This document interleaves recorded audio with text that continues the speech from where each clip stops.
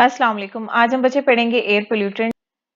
Any substance, solid, liquid, and gas in which the air has a adverse effect on a human health and a quality of life is called the air pollutant. हर वो substance है, वो solid है, liquid है, gas है जो air में present है और जिसके बुरे असरात होते हैं बच्चे इंसानी जिंदगी पर और इंसान की सेहत पर, उसको हम बोलते हैं वो है एयर पोल्यूटेंट। क्लियर? अब नेक्स्ट देखो, the concentration of the pollutant is expressed in a part पर मिलियन।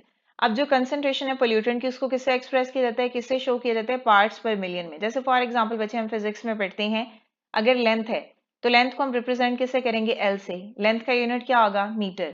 टाइम को हम रिप्रेजेंट करेंगे बच्चे टी से और उसका यूनिट क्या होगा, एस यानी सेकेंड। तो इसी तरह जो कंसंट्रेशन ऑफ पोल्यूटेंट है उसको एक्सप्रेस किया जाता है पार्ट्स पर मिलियन में। उसके बाद उसने बोला है a concentration of 1 ppm means, 1 ppm का मतलब क्या होता है, 1 पार्ट ऑफ अ पोल्यूटेंट। ठीक है, अगर एक पार्ट है पोल्यूटेंट का पर million part of solid, liquid and gas, तो उसको हम बोलेंगे वो है 1 ppm। क्लियर? तो इसको दोबारा पढ़ो, 1 पार्ट ऑफ अ पोल्यूटेंट पर million part of solid, liquid and gas mixture in which the pollutant is formed. तो ये आ जाता है शॉर्ट क्वेश्चन में, तो इसको आप हाईलाइट कर लो। उसके बाद है every individual should try to, क्या करना चाहिए हर इंसान को, pour liquid waste into the sewers not in a open drains. जो लिक्विड वेस्ट होते हैं उनको प्रॉपर तौर पे डिस्पोज करें, प्रॉपरली जो है वो उनको फेंकें। ऐसा ना हो कि आप उसको जो है वो खुले ड्रेन्स में, रिवर में, सीज में फेंक दें। और नेक्स्ट है stop using environmentally hazard substances, और ऐसे सब्सटेंस को इस्तेमाल ना करें जो कि एनवायरनमेंट के लिए नुकसानदेह है। कुछ मेजर एयर पोल्यूटेंट्स इनके बारे में पढ़ लेते हैं। Air is not always clean as it should be. अब ऑब्वियस सी बात है, हवा है ना, उसमें हम सांस लेते हैं। उसने कहा कि हवा हमेशा साफ नहीं होती जैसे उसको होना चाहिए। There are the 7 type of harmful substances which account for a more than 90% of the air pollution. तो उसने यहाँ पे कहा है कि 7 type of harmful substances present होते हैं एयर में जो कि 90% एयर पोल्यूशन कॉज करते हैं। These are the fast growing sources of the air pollution created by our day to day activity. और ये हार्मफुल सब्सटेंसेस रिमूव कहाँ से होते हैं, हमारी डेली लाइफ से। हम डेली लाइफ में कोई ना कोई काम कर रहे होते हैं जिस वजह से जो है वो वेस्ट जो है वो रिमूव होके एयर में जा रहा होता है। The detail of these substances is mentioned below. अब वो कौन कौन से सब्सटेंसेस हैं ये देखें। सबसे पहले बच्चे कार्बन डाइऑक्साइड, सिंबल है इसका CO2। कार्बन मोनोऑक्साइड, सिंबल है इसका CO। अब ऑक्साइड्स ऑफ नाइट्रोजन है तो दो तरह के ऑक्साइड्स बनेंगे, एक है NO और दूसरा है NO2। ठीक है, तो are collectively referred as a NOx। X का मतलब क्या होता है कि यहाँ पे ऑक्सीजन 1 है या ऑक्सीजन 2 है, तो जनरली हम उसको लिखते हैं X। इसी तरह ऑक्साइड्स ऑफ सल्फर हैं, तो यहाँ पे SO2 और SO3 है, कलेक्टिवली इसको बोलेंगे हम SOX। का मतलब क्या होगा कि ऑक्सीजन 2 भी हो सकता है, 3 भी हो सकता है। उसके बाद है नेक्स्ट हाइड्रोकार्बन। हाइड्रोकार्बन मीन ऐसे कंपाउंड जो हाइड्रोजन एंड कार्बन से बने होते हैं। इसमें एग्जांपल है मीथेन एंड इथेन। उसके बाद है पार्टिकुलेट्स होते हैं, जैसे डस्ट है, पोलन ग्रेन है, मेटालिक कंपाउंड्स हैं, इनको बोलते हैं पार्टिकुलेट्स। और इसी तरह ओजोन है, O3 है। शॉर्ट क्वेश्चन में भी आ जाते हैं मेजर एयर पोल्यूटेंट्स और MCQs में भी आ जाते हैं। ठीक है, तो आपने ये याद करने हैं। इसके बाद नेक्स्ट है बच्चों, सोर्स ऑफ एयर पोल्यूटेंट्स क्या है। ये जो हमने अभी पढ़े हैं ना 8 पोल्यूटेंट्स, अब हमने ये पढ़ना है कि कहाँ कहाँ से रिमूव होते हैं, इनके सोर्सेज कौन कौन से हैं। तो अब हम बच्चे देखते हैं सोर्सेज ऑफ एयर पोल्यूटेंट कौन कौन से हैं। Millions of tons of pollutant are emitted into the atmosphere each year as a results of human activity. अब उसने कहा है कि लाखों टन जो हैं वो पोल्यूटेंट एटमॉस्फेयर में एमिट किए जाते हैं just because of the human activity. ठीक है, तो उसने कहा है कि जो सबसे मेजर एक्टिविटी है वो क्या है, complete and incomplete combustion of the fossil fuel which alone is responsible for the most of our pollution problem। ठीक है, आपने अक्सर देखा होगा ना, जो लोग लकड़ियां जला रहे होते हैं अक्सर उसमें से जो है वो धुआं निकल रहा होता है, तो ऑब्वियस सी बात है बच्चे वो धुआं कहाँ जाएगा, एटमॉस्फेयर में जाएगा। ऑब्वियस सी बात है वो एटमॉस्फेयर में बच्चे पोल्यूशन की वजह बनेगा। तो इसी तरह कंबसन जो है वो कंप्लीट होती है और इनकम्प्लीट होती है। और ये कंप्लीट एंड इनकम्प्लीट कंबसन किससे रिलेट करती है, एक्सेस ऑफ ऑक्सीजन या लिमिटेड ऑक्सीजन से। ठीक है, उसके बाद सेकंड बच्चे देखो, बर्निंग ऑफ फोसिल फ्यूल। अब फोसिल फ्यूल कौन कौन से हो सकते हैं, oil, natural gas and coal produce carbon dioxide and carbon monoxide. अब जब भी हम फोसिल फ्यूल को बर्न करते हैं, उसकी कंबसन करते हैं, उसको जलाते हैं, तो उससे क्या बनता है बच्चे, कार्बन डाइऑक्साइड गैस रिलीज हो रही होती है, कार्बन मोनोऑक्साइड भी रिलीज हो रही होती है। इसके अलावा NOx भी होंगे, SOx भी होंगे, मतलब नाइट्रोजन के ऑक्साइड्स भी होंगे, सल्फर के ऑक्साइड्स भी होंगे, मीथेन भी होगा, ऐश भी होगा, स्मोक भी होंगे एंड सस्पेंडेड पार्टिकल्स भी होंगे। तो ये सारे के सारे पार्टिकल्स निकलते हैं।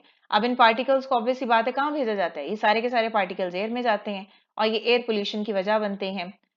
Many of these pollutants are also released into the air by natural process. ठीक है, तो कुछ पोल्यूटेंट इनमें से ऐसे हैं जो उसने कहा है कि एयर में जाते हैं by natural process. For example volcanic eruptions. अब जो आतिशबाजी लावा बच्चे फट रहा होता है, volcanic eruptions release large quantity of carbon dioxide, sulphur dioxide and particulates.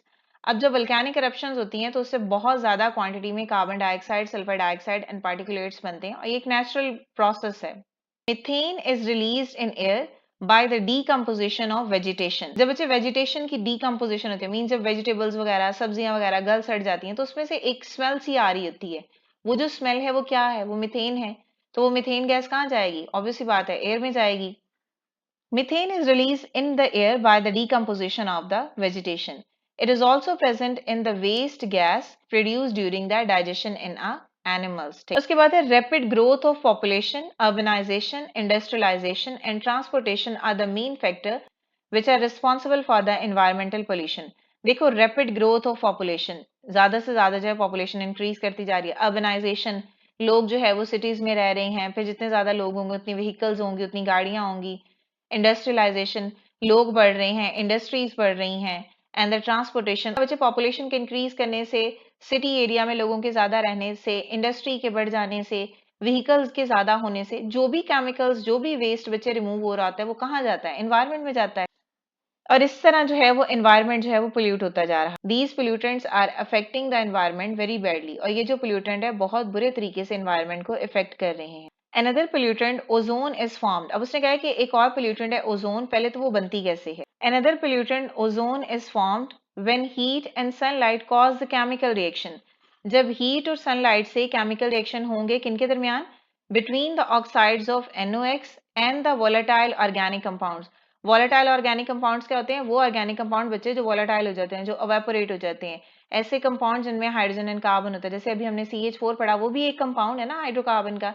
इसी तरह वोलेटाइल कंपाउंड्स होते हैं जो एनवायरनमेंट में रिलीज होते हैं. अब जब वो वोलेटाइल कंपाउंड्स NOx के कंपाउंड के साथ रिएक्ट करते हैं बच्चे, तो इनके रिएक्शन से ओजोन बनती है. और ये भी ओजोन क्या है? ये भी पोल्यूटेंट है जो एनवायरनमेंट को पोल्यूट कर रहे हैं. In a winter, the smoke present in the atmosphere is mixed with the fog to form a smog. ठीक, तो इसने क्या कि सर्दियों में जो स्मोक है ना, वो फॉग के साथ कंबाइन करके स्मोक बना रही होती है.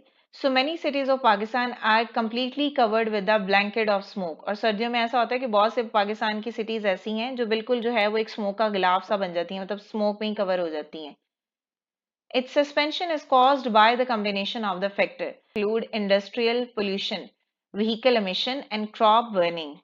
इंडस्ट्रियल पोल्यूशन का मतलब क्या होता है? इंडस्ट्री जो भी प्रोडक्ट बना रही होती है उनके जो वेस्ट है वो एयर में रिमूव कर रही होती हैं, जमीन में दबा रही होती है, तो उनसे भी पोल्यूशन बनेगी. जो व्हीकल एमिशन है, गाड़ियां हैं, इनके इंजन से आपने देखा होगा कि धुआं निकल रहा होता है, तो इनसे भी पोल्यूशन होगी. क्रॉप की बर्निंग है, इसी तरह जो फसलें वगैरह तबाह हो जाती हैं, इनसे अभी हमने कहा, ऊपर हमने पढ़ा कि वेजिटेशन की बर्निंग से जो है वो CH4 जो गैस है वो रिलीज हो रही होती है, तो वो भी एयर पोल्यूशन की वजह है. तो ये सारे के सारे क्या हैं? ये सारे के सारे वजह बनते हैं एयर पोल्यूशन के.